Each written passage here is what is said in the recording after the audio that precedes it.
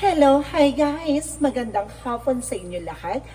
This is June Rodriguez from Masagari Channel, a faith healer o Zomata reader. So ngayong hapon, tatagan natin ang sabihin sa iyo ng ating mga gabay. So this is weekly gabay for the month of March 8 hanggang March 14 for the sign of Virgo. So Virgo, welcome to my channel. Ano kayong messages, advices, and spirit guides ang ating masasaga for today's video?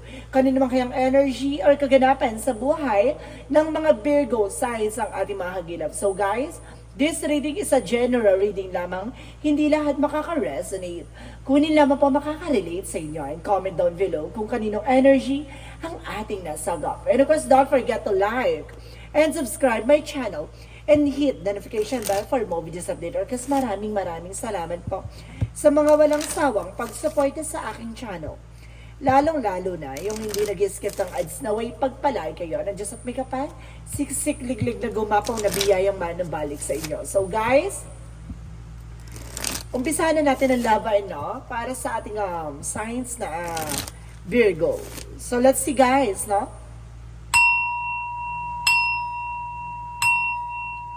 Angel Spirit Messages, give me information. Ano kayo gusto sabihin sa iyo ng ating mga baraha? So there's an information guys na, wow, a star card. So there's a wish fulfillment. So may mga bagay dito na unti-unti na matutupad. No, magkakaroon ka na ng healing and happiness dito with the star card. So ito yung magbibigay sa iyo ng katuparan, pangarap, imahinasyon. So ito yung kumbaga tinutupad na yung mga bagay na dati mo lang hinihiling. And because there is the page of God, makinig ka sa intuitions mo, makinig ka sa gut feeling mo. There's some vibration, and of course there is an information na kumbaga kailangan mong lakasan ang iyong pakiramdam. And because there is a Five of Pentacles. So suddenly guys, kumbaga meron ditong kumbaga bigla ang kumbaga pagbabago magaganap, no, pagdating sa finances. So, ibig sabihin dito, kumbaga magkakaroon ka ng financial crisis or something kagipitan ngayon na kailangan mo maging aware sa mga paggastos-gastos mo ng walang kabuluhan. Mag-ingat with the Nine of Cups. So, there's an offer. So, may offer dito guys, no? And because there is a Hierophant for a lesson learned. So, may mga bagay na kailangan mong matutunan at lagi mong pakakatandaan, no? And because there is a separation, guys, no? There's a religious factor like separations, no? And of course, there is a devil energy, no? May dahilan ng paghihiwalay nyo. There is a devil by it's either curses or kulam, no? May gawa ng devil energy with a Hierophant na parang nire-represent talaga na kaya kayo naghiwalay kasi it's all black magic involved. See? Nakita mo yan. So, let's see what is the star card. The star card is a Ten of Pentacles. So, magkakaroon ka ng long-term investment and long-term relationship. And there is a financial security, no? So, at the end of the time, magkakaroon ka ng it's a good part. And because there is a Nine of Cups for a wish fulfillment. So, double clarification, ha? Na may matutupad sa mga pangarap mo, sa mga hiniling mo. And there is a Five of Pentacles for the King of Swords, no? Ito may sinasabi ko, stop the pattern. Putulin mo yung mga walang kaugnayan sa'yo or hindi nagsiserve sa'yo. Yung mga bisyo or yung mga bagay na hindi nagsiserve sa'yo or hindi makakatulong sa'yo. Yung mga luho, no? Na alam mo, nagdudulot sa'yo ng kagipitan, no? Or pag-ibig sa sitwasyon. And of course, there is the Page of Wands, so there is a good news. Itong offer na to, ayan, kumbaga magbibigay sa'yo ng magandang balita. No, may bagbag, there's a new ideas then. So let's see what is the Hierophant. The Hierophant represent the Emperor. Be mature enough in being grounded. So there is a power of God na talagang ipinagkakaloob sa'yo na kailangan mong matuto, no? Kumbaga kailangan mo maging straight thought, kailangan mo maging mature sa mga decision mo. And of course, there is the Word card. So talaga sinasabi dito na napapalibutan ka ng toxic, napapalibutan ka ng negativity, or either ang gumagawa sa iyo ay nasa ibang bansa or nasa ibang lugar, no? Kumbaga out of the country or either nasa Pilipinas, ikaw nasa ibang bansa, ganun. Kumbaga ang gumagawa sa iyo ay maaring nasa cycle or something circle of friends or circle of your relatives like that. Kumbaga malapit lang sa iyo.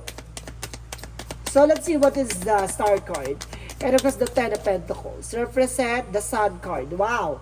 Kumbaga meron the star and of course the Ten of Pentacles and the Sun card. At the end of the road, so talaga pinagkakanap sa'yo ng langit. Nabibigyan ka ng kaliwanagan at malinis na kapalaran. So let's see what is the Page of Cups and of course the Nine of Cups.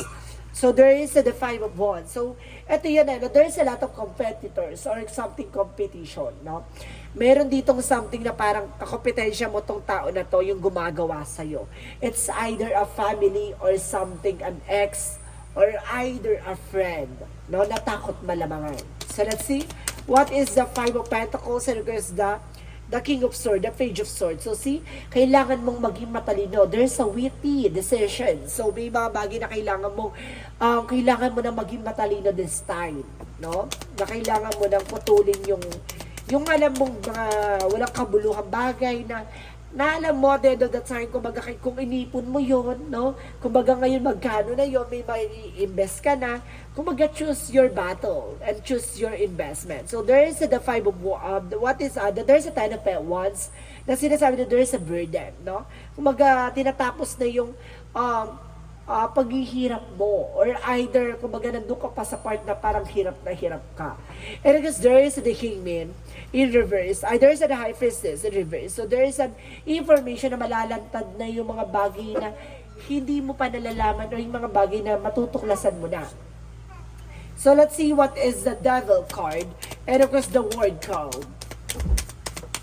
So there's an information with the Magician. So see, I told you so. The Devil, Magician, and the Word card, yung gumagawa sa'yo talaga is out of the country. Or either, guys, kumbaga, may lahi, no? So let's see what is the outcome.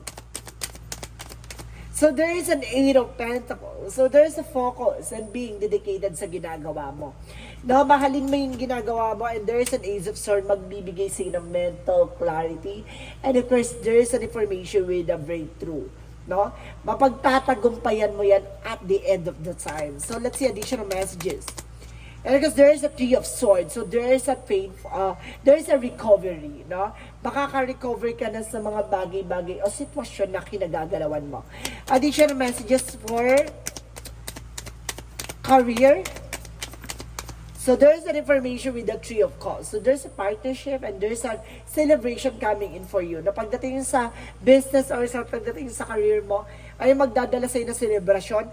And there's a judgment for a wake-up call. And of course, there's an inner calling. So, ibig sabihin dito, kumbaga, there's a teamwork, no guys? At sinasabi dito na, kumbaga may paalala sa'yo, pero kailangan mong maging aware or something na judgment na parang a red flag or a green flag. Depende yan kung ano magiging outcome. So let's see.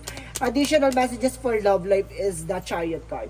No, maraming parating if you were single. So darating na yung love life if you were taken. So ibig sabihin na maraming paggalaw na ng eksena o relasyon nyo na maaari magbigay ng another pagbabago. No? Maaaring kumbaga unti-unti na kayo na kumbaga inaangat sa dati nyo kinagisna. No? And of course there is the Four of Pentacles sa saving money. Kumbaga kayong dalawa ay dati parang happy-go-lucky lang ngayon. Kumbaga nagkakaroon kayo ng something plano na tinutupad nyo na magkasama. So let's see guys, no? What is additional messages for love, for the health? Sa health mo, there's a Knight of Wands. So there's a slow and steady. No, kumbaga unti-unti na, no, na parang nagiging mahinahon ka na. Yung parang kailangan kalmado ka. At the same time, there's a the Wheel of Fortune, so there's a good luck. So maaari nga, kumbaga magkakaroon ka ng something, kumbaga kagalingan, no, the healing.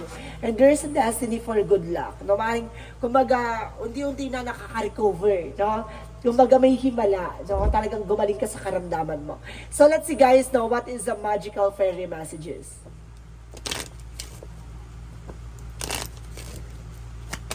What is the magical fairy messages for you? So, there is an emotional healing. So, yun na nga, no? Para magkakaroon ka na ng healing for your emotions na parang, di ba, binago na no? Binago na yung sitwasyon na para magiging mapayapa na yung puso mo. Magiging mapayapa ka na para mawala na yung worries mo, ganito, ganyan, or something stress. And there is a new home. Either magkakabili ka ng bagong bahay. So let's see what is the yin and yang oracle card. For yin and yang oracle card,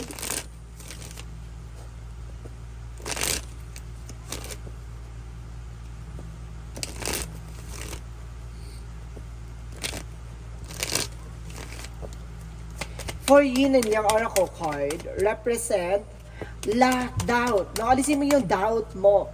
Alisin mo yung pangamba mo. O yung pag-aalinlangan mo. Yan kasi magdadala sa iyo ng negatibong outcome. No?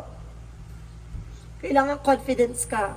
No? At the same time, there's an information with a message and dream. So, marami rin pinababatid sa yung mensahe ang ating angel spirit by your panaginip. No? Na kumbaga kailangan mo mag-pay attention. At the same time, there's a storm unexpected. So see, may something na pagsubok na papasok sa'yo. Or either with the devil card and the magician na parang may sumisira ng buhay mo kaya hindi ka makalis sa sitwasyon. Kaya wala kang love life, no? At the same time, tuloy-tuloy yung problema. Kumbaga pa ganyan, there's a curses. Excuse me guys. So let's see, what is additional messages? Wait lang po guys for a while.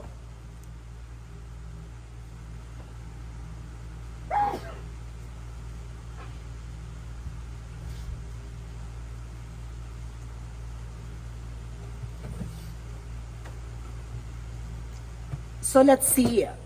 What is Archangel Michael messages for you? For Archangel Michael, the person na you're asking is about trustworthy. Yung kinakausap mo, mapagkakatiwalaan mo naman daw, no? At the same time, there is a right about your thought and feelings. So, ibig sabihin dito, kumbaga, sundin mo yung nararamdaman mo. Yung pupasok sa intuitions mo, no?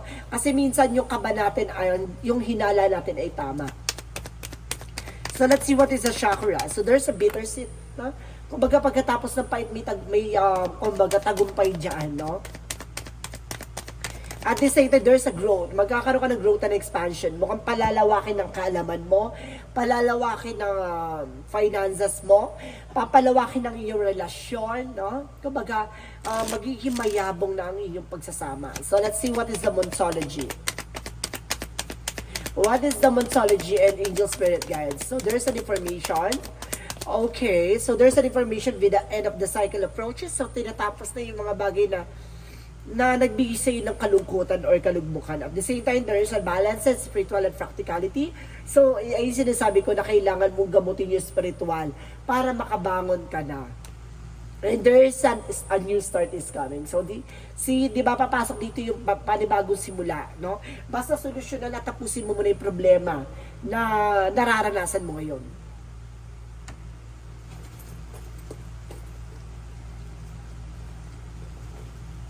So, let's see guys, no?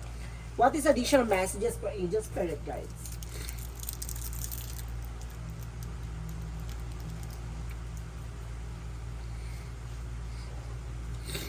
Angel Spirit, please give me information.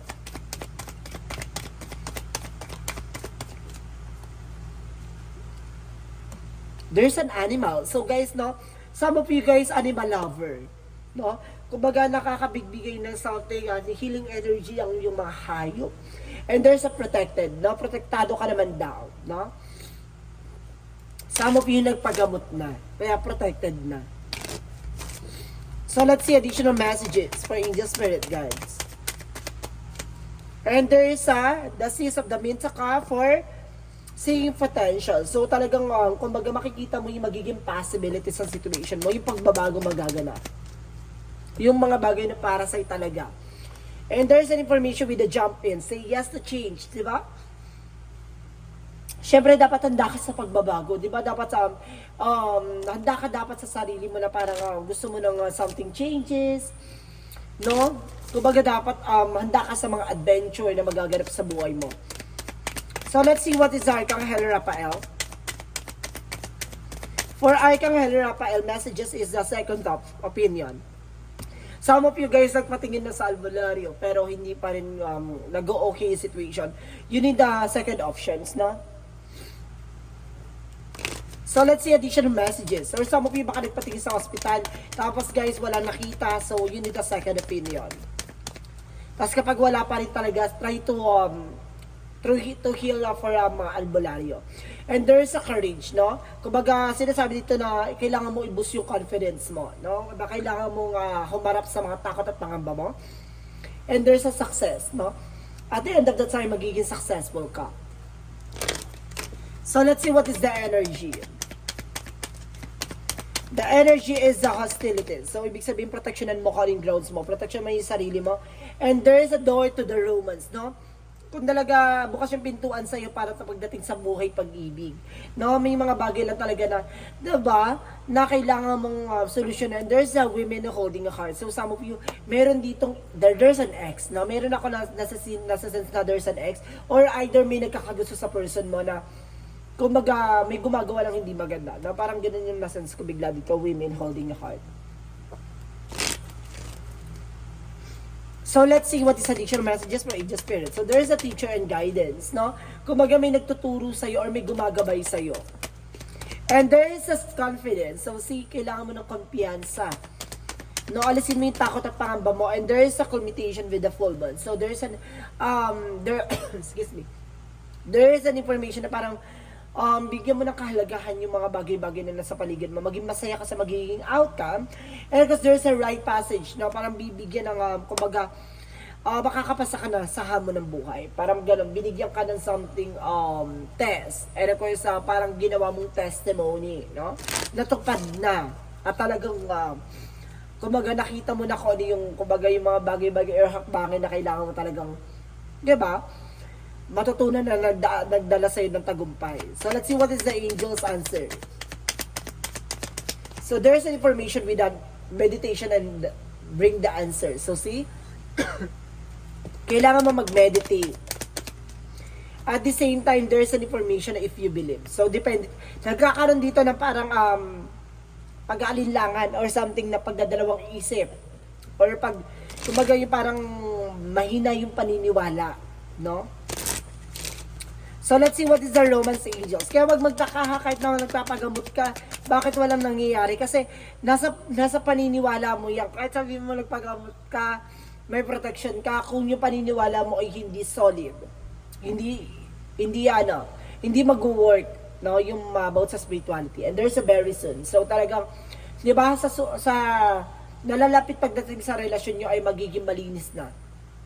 Magiging maganda na at makukuha mo na yung mga bagay na inasa mo pagdating sa love life. And there is a soulmate connection. So, maaaring matagpuan mo na yung soulmate mo.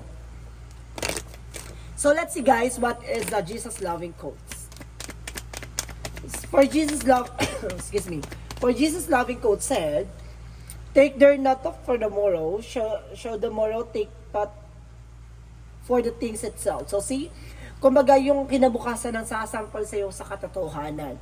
No, wag ka masyadong magmadali. No, pag diyan ka na sa araw na hinintay mo, baka hindi ka pa handa. So, ibig sabihin dito, kumbaga, hayaan mo lang dumating yung mga bagay na yon, no? Kumbaga, wag ka magmadali. Wag ka maging padalos-dalos. And there is a 2-2-2, I am a balance. So, kailangan mo maging balance, no? Sinasabi dito, trust the seeds of your thoughts are growing as you are nourishing them with the words, feeling, and action. So, see, maging balanse ka, gumawalaw ka, kumilos ka, kumbaga, magdasal ka, humingi ka ng tawad, kumbaga, bibigyan ka ng gabay at magtiwala ka, no? Sa mga bagay na ibibigay sa'yo. Diba? Kung hindi ka naniniwala sa dinadasal mo, bakit mo hinihintay na makuha yun sa bagay na yun? No? Kailangan, kumbaga, pinagdadasal mo yun kasi naniniwala ka na ibibigay sa'yo ni God. So, let's see what is the messages of life. I discover who I am. No? So, sinasabi dito today, I discover the riches that lie within me. I acknowledge the true self. I see myself as a limited being and marvel and beauty of my life. I recognize the wealth of my possibilities available for me. As a being of the light, as I learn who I am, I recognize a divine is within me. So, see? Kumbaga pag na-discover mo kung sino ka talaga at na-discover mo na kung ano ba talaga yung intentions mo, at the same time yung purpose mo sa buhay, na yung linisin na sarili mo, makikita mo at makakamtan mo ang tunay na kaligayahan sa isip, sa salita at sa gawa. No? So Madam Sir, so this is weekly gabay for the month of March 8 hanggang March 14 for the sign of Virgo. So Virgo, maraming salamat for this wonderful reading. So this reading is a general reading lamang, hindi lahat makaka-resonate. Kung hindi lamang pa makaka-relate sa inyo, and comment down below kung kaninong energy ang ating nasagot. And see you in the next video. Bye-bye and babush!